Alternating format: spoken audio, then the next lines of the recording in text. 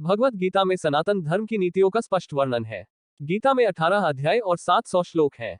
इसी ज्ञान रूपी महासागर की कुछ बूंदे सार के रूप में यहाँ प्रस्तुत की गई हैं। इन बूंदों को ग्रहण करके आप अपने जीवन को आशाओं से भरें और सुख एवं संपन्नता से परिपूर्ण जीवन जिएं। महाभारत के युद्ध के समय कुरुक्षेत्र की रणभूमि में भगवान श्री कृष्ण ने अर्जुन को जो उपदेश दिया है, उन्हीं उपदेशों का संकलन है श्रीमद् भगवद गीता। असल में यह उपदेशों का संकलन प्रश्न और उत्तर के रूप में है।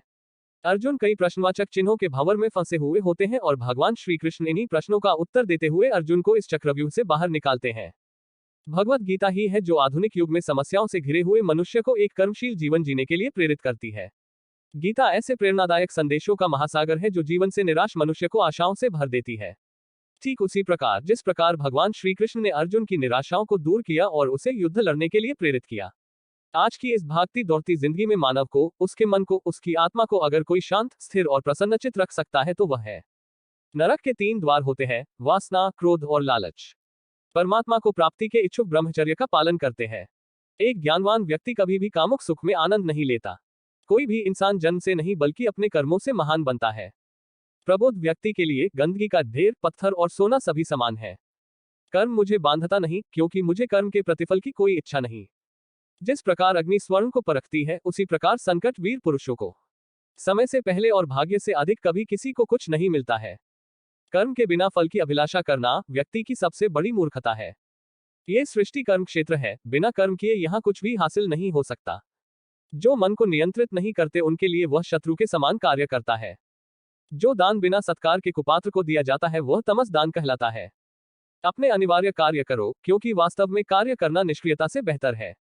सदैव संदेह करने वाले व्यक्ति के लिए प्रसन्नता ना इस लोक में है ना ही कहीं और। फल की अभिलाषा छोड़कर कर्म करने वाला पुरुष ही अपने जीवन को सफल बनाता है।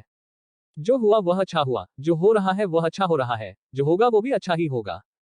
मेरा तेरा, छोटा बड़ा, अपना पराया, मन से मिटा दो, फिर सब तुम्हारा है और तुम सबके हो। मन की गतिविधियों, होश, श्वास और भावनाओं के माध्यम से भगवान की शक्ति सदा तुम्हारे साथ है।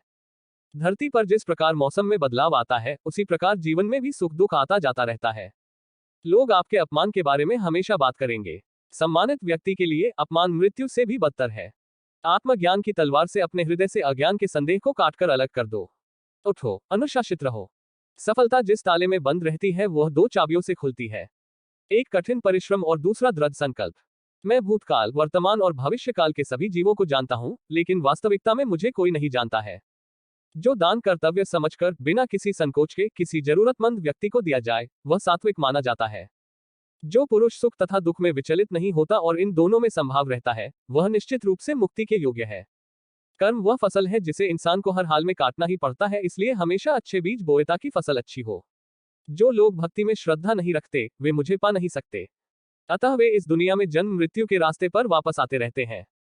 मैं धरती की मधुर सुगंध हूँ, मैं अग्नि की ऊष्मा हूँ, सभी जीवित प्राणियों का जीवन और सन्यासियों का आत्मसंयम भी मैं ही हूँ।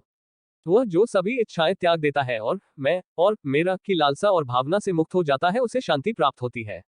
मेरे लिए ना कोई घृणित है ना प्रिय, किंतु जो व्यक्ति भक्ति के साथ मेरी पूजा करते हैं, वो मेरे साथ हैं और मैं भी उनके साथ हूँ। मनुष्य को जीवन की चुनौतियों से भागना नहीं चाहिए और न ही भाग्य और ईश्वर की इच्छा जैसे बहानों का प्रयोग करना चाहिए।